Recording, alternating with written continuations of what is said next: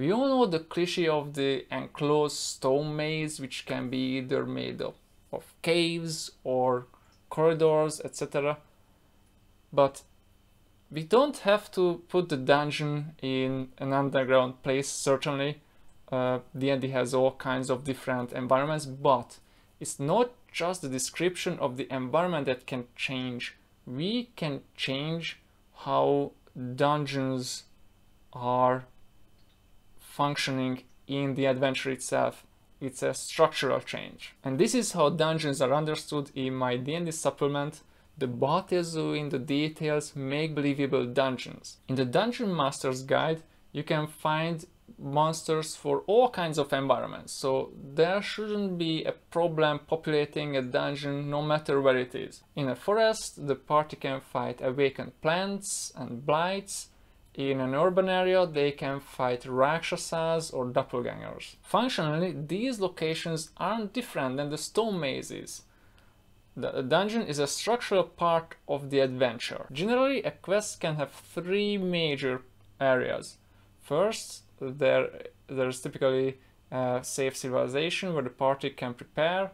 Then there's a journey where they meet some challenges. And third, there's the location, the end goal of the journey, an enclosed space with all kinds of monsters and difficult challenges. That's the dungeon. The third part is the dungeon. Certainly you can mix and match these three parts. You can leave out some of them or you can combine them. So for example, the safe civilization where you are in a city and the streets are completely safe, you can go out nights, no one will attack you, but the adventure has doppelgangers, rakshasas, spies, etc. that the party needs to fight. So the city also serves as a dungeon. Or the journey through a forest itself can turn into a dungeon seamlessly without the party ever noticing that they entered the dungeon.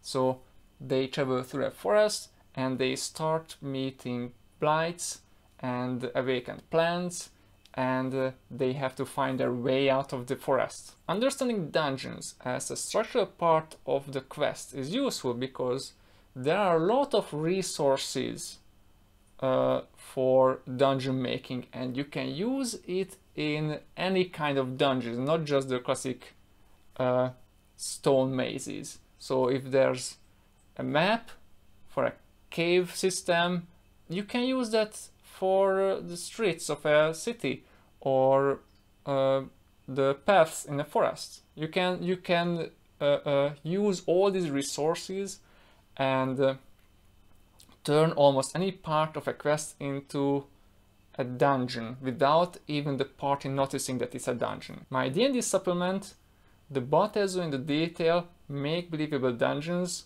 helps you populate the dungeon with details based on what kind of monsters you put in them. Search Baatezu at the DM's Guild or go to algi.hu/Baatezu, that's algi.hu/Baatezu. If you're interested in writing adventures with structure in mind, then check out Algi's Functions Write Amazing Adventures, search Functions at DriveThruRPG or go to algi.hu/Functions.